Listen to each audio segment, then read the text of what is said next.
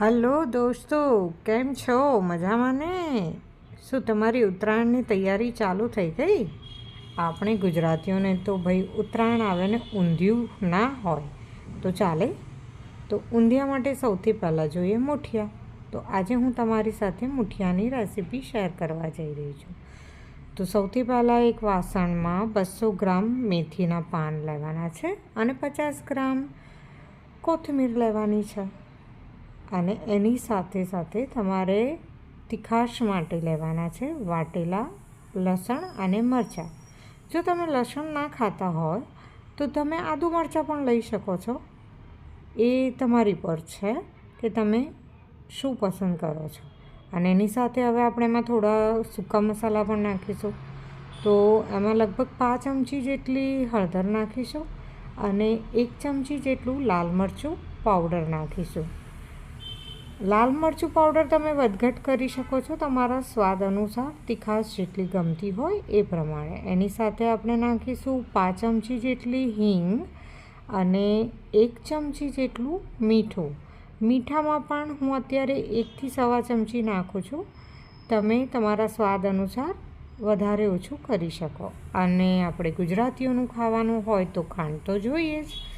તો 2 ચમચી જેટલી હું ખાંડ નાખું છું અને ખાંડ નાખવાથી સ્વાદ એનો નિખરે છે. તો એની સાથે મોવણ માટે હું એમાં 3 ચમચી જેટલું તેલ પણ નાખીશ અને 1 ચમચી એમાં સફેદ તલ પણ આપણે ઉમેરીશું. તો સફેદ તલથી એનો લુક પણ એક સરસ, દેખાવ પણ એક સરસ આવશે. અને સાથે એક મોટો ચમચો મેં ઘરનું જ જમાવેલું દહીં છે, જે થોડું ખાટું હશે તો પણ ચાલશે.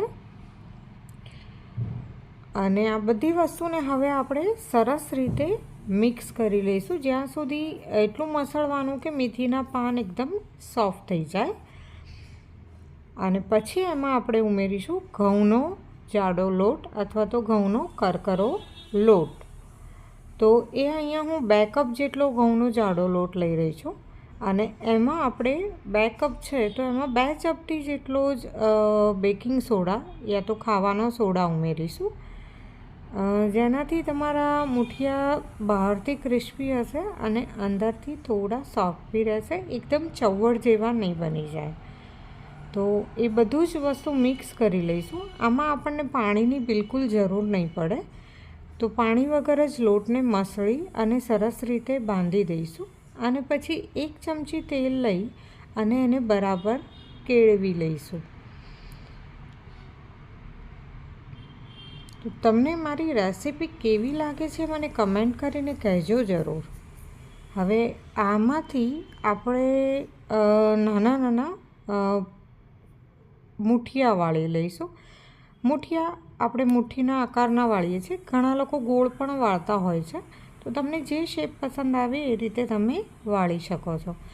અને જો આ વિડીયો તમને ગમે તો તમે આ વિડીયોને લાઈક અને શેર કરવાનું ના ભૂલતા.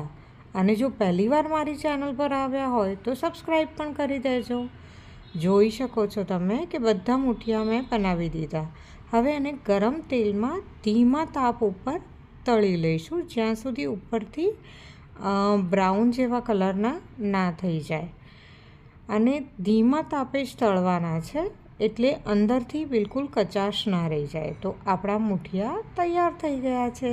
હવે કાલે હું તમને બતાવીશ ઊંધિયાની રેસીપી. તો તમને કેવી લાગી રેસીપી જરૂર કહેજો. Thank you for watching.